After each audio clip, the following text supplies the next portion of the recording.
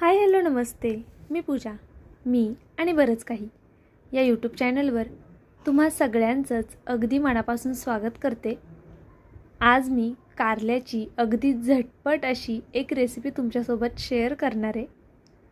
कारल्याची भाजी तुम्ही बऱ्याच वेळा केली असेल टिफिनसाठी, या पद्धतीने सुद्धा केली असेल, पण नक्कीच तुमचं कारलं कडूसुद्धा होत असेल. त्यासाठी काही टिप्स असतात, खूप छोट्या छोट्या गोष्टी असतात ज्या आपण स्किप करतो आणि मग भाजी कडू होते. तर आज त्याच सगळ्या छोट्या छोट्या गोष्टी मी तुमच्यासोबत शेअर करणार आहे. त्यासाठी व्हिडिओ संपूर्ण पहा. नवीन असाल तर नक्कीच सबस्क्राईब करा आणि व्हिडिओ आवडला तर नक्कीच लाईकसुद्धा करायला विसरू नका. आता व्हिडिओत दाखवल्याप्रमाणे मधला जो भाग असतो, आपण कट केल्यानंतरनं मध्ये जो भाग असतो बियांचा, तो काढून टाकायचा. जर कवळ्या बिया असतील खूप तर राहून दिलात तरी चालेल. आणि ज्या पद्धतीने मी कट करते छोट्या छोट्या फोडींमध्ये, त्या पद्धतीनेच आपल्याला संपूर्ण कारलं कट करून घ्यायचे. आता इथे मी 3 कारली वापरली आहेत. 3 माणसांच्या हिशोबाने मी ही भाजी करते. तर तुम्हाला प्रमाण समजावं, म्हणजे केलेली भाजी वाया जाऊ नये किंवा कमी पडू नये, ह्यासाठी प्रमाण समजावं म्हणून मग मी तुम्हाला सांगितलं आहे. तर 3 माणसांसाठी भाकरीसोबत ही भाजी भरपूर होते 3 कारल्याची. तर व्हिडिओत दाखवल्याप्रमाणे अशा पद्धतीने मी बघा संपूर्ण कारलं चिरून घेतलेले आहे. तिन्ही कारली मी अशीच चिरून घेणार आहे. आता तुम्ही म्हणाल ही चिरण्याची प्रोसेस आम्हाला माहीत होती तरी का दाखवलीत? तर बऱ्याचदा काय होतं, मधला जो बियांचा भाग असतो तो आपण घेतो आणि मग कारली कडू होण्याचे चान्सेस जास्त असतात. त्यासाठी तो भाग काढून टाकायचा आहे. आता बऱ्याचदा लोक काय करतात, इथे हे कट करून घेतलेलं जे आहे ना ते उकळून घेतात, त्यामुळे संपूर्ण जीवनसत्व निघून जातं. तर ते उकळून घ्यायचं नाही आहे. मग तुम्ही म्हणाल ताई आम्ही उकळून नाही घेत, मीठ लावून ठेवतो. पण मीठ लावताना त्यासोबत जर तुम्ही लिंबूसुद्धा त्यात टाकलं ना तर मग अजिबात कारलं कडू होणार नाही. आता इथे हे लिंबू जे आहे ते हिरवं आहे, त्याला रस कमी आहे, त्यामुळे मी संपूर्ण 1 लिंबाचा वापर करते आहे. तुम्ही फक्त अर्ध लिंबू वापरलं तरी चालेल जर पिवळं असेल तर. आता हा लिंबाचा रस यावरती घालून घ्यायचा आहे आपल्याला आणि त्यानंतरनं मीठ घालायचं आहे यामध्ये. मीठ खूप जास्तसुद्धा घालायचं नाही आहे, पण कमीसुद्धा घालायचं नाही आहे. अंदाजाने मीठ घाला. ते नंतरनं धुवून जाणार आहे, त्यामुळे खूप परफेक्टच घातलं पाहिजे असं काही नाही आहे. आता हा लिंबू आणि मीठ संपूर्ण ह्या कारल्याला व्यवस्थित चोळून घ्यायचं आहे. असं हाताने चोळलं तरीसुद्धा चालेल किंवा व्हिडिओत दाखवते तसं केलं तरीसुद्धा चालेल. एक 10-15 मिनटासाठी हे कारलं असं साईडला ठेवून देऊया. आणि इथे मी एका वाटीमध्ये चिंच भिजत घातली आहे बघा. तर ही चिंच आठवणीने आधीच भिजत घालायची. जर विसरलात तर गरम पाण्यामध्ये उकळी काढून घेतलीत तरीसुद्धा चालेल. आता एवढ्या कारल्यासाठी मी एकच टोमॅटो वापरणार आहे, कारण की टोमॅटो आंबट असतो आणि आपण ऑलरेडी चिंचसुद्धा त्यामध्ये घालणार आहोत, त्यामुळे मग टोमॅटो कमी वापरला आहे. जर तुम्ही चिंच घालणार नसाल तर टोमॅटो जास्त वापरा, पण शक्यतो अशी कारल्याची भाजी करताना चिंच आवर्जून घाला. आता व्हिडिओत दाखवल्याप्रमाणेच टोमॅटो बारीक साईजमध्ये आपल्याला कट करून घ्यायचा आहे. अगदी बारीक बारीकच कट करायचा, जेवढा तुम्हाला शक्य होईल तेवढा बारीक कट करा. तर इथे संपूर्ण टोमॅटो मी असाच बारीक कट करून घेतलेला आहे. त्यानंतरनं हे 2 छोटे कांदे मी चिरून घेणार आहे.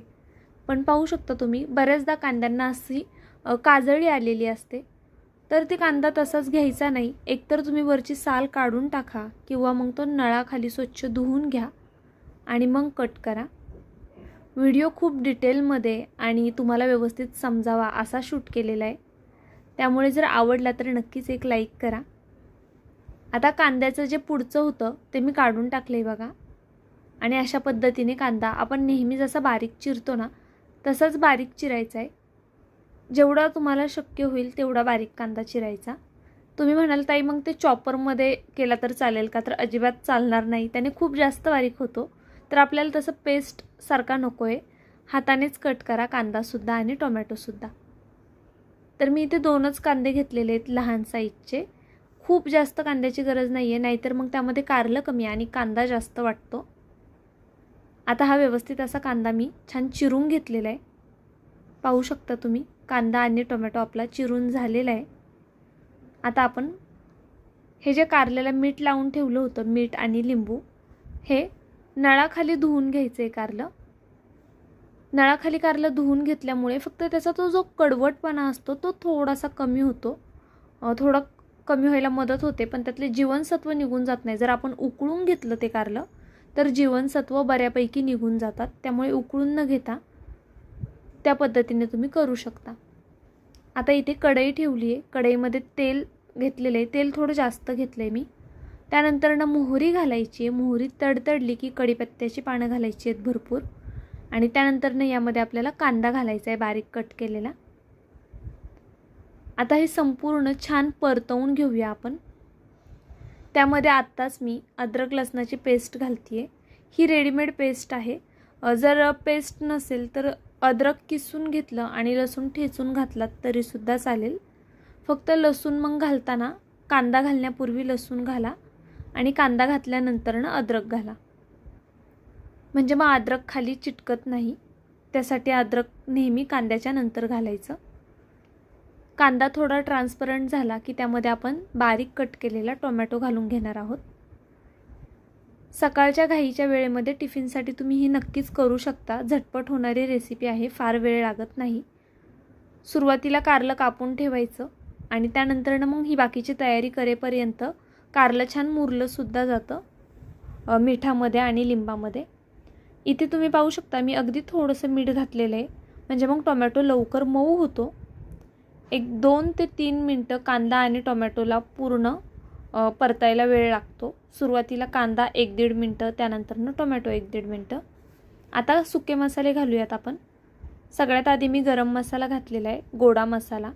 त्यानंतर हळद घातली आहे.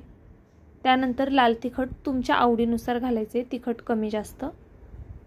त्यानंतर कांदा मसाला घातला आहे 1 चमचा आणि बेडगी मिरची पावडर कलरसाठी घातलेली आहे.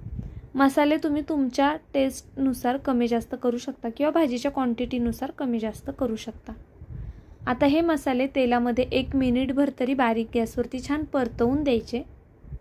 त्यानंतर जे धुवून ठेवलेलं कारलं होतं ते यामध्ये आपल्याला ॲड करायचे आणि जी चिंच भिजत घातली होती ती छान हाताने अशी चोळून त्याचा पूर्ण पल्प काढून घेतलेला आहे आपण आणि तो पल्प यामध्ये घातला आहे. आता हे व्यवस्थित हलवून घेऊया. सुरुवातीला आपण जे लिंबू लावलं होतं ना ते धुवून टाकल्यामुळे लिंबू आणि मीठ निघून जातं. नाहीतर तुम्ही म्हणाल ताई लिंबू पण टाकलं मग चिंच पण एवढी, टोमॅटो मग खूप आंबट नाही होणार का? तर नाही होत, लिंबू पूर्णपणे निघून जातं. आता भाजी शिजण्यापुरतं आपल्याला पाणी घालायचं आहे. अर्धा पेल्याच्या आसपास मी पाणी घातलेलं आहे. पुढे सुद्धा एक चूक करतात बऱ्याचशा गृहिणी, ज्यामुळे कारलं कडू होतं, तर ते सुद्धा मी पुढे तुम्हाला सांगणार आहे. आता इथे पाणी घालून झाल्यानंतर चवीनुसार मीठ घालायचे. सुरुवातीला जे मीठ घातलं होतं ते पाण्यामध्ये निघून गेलेले धुताना, ते लक्षात ठेवा. आता इथे मी 1 चमचा साखर घातलेली आहे. तुम्ही साखरेऐवजी गूळ घातलात तरी चालेल. गूळ चिंच भिजवताना त्याच पाण्यात मग भिजत घाला. माझ्याकडे गूळ नव्हता म्हणून मी साखर घातली आहे. साखरेने सुद्धा छान टेस्ट येते आपल्या कारल्याला. आता बघा, झाकण ठेवताना बऱ्याचशा गृहिणी असं झाकण ठेवतात संपूर्ण. कारलं शिजवताना कधीच पूर्ण झाकण ठेवायचं नाही, म्हणजे मग कारलं कडू होणार नाही. आता अर्धवट झाकण ठेवून एक 2 ते 3 मिनटं छान कारलं शिजून देऊया. झाकण काढलेलं आहे पहा. कारलं हलवून घ्यायचे. खूप छान होते या पद्धतीने जर कारल्याची भाजी केली तर. आणि मला तरी वाटतं बऱ्यापैकी डिटेलमध्ये मी तुम्हाला सांगितलेलं आहे की कडू होऊ नये म्हणून आपण काय काय करू शकतो. व्हिडिओ थोडा जरी आवडला असेल तर नक्कीच एक लाईक करा आणि रेसिपी कशी वाटली ते मला कमेंट करून सांगायला विसरू नका. तुम्ही माझा व्हिडिओ कुठून पाहताय ते सुद्धा मला कमेंट करून कळवत जा. माझा व्हिडिओ संपूर्ण पाहिलात त्याबद्दल खरंच खूप मनापासून धन्यवाद.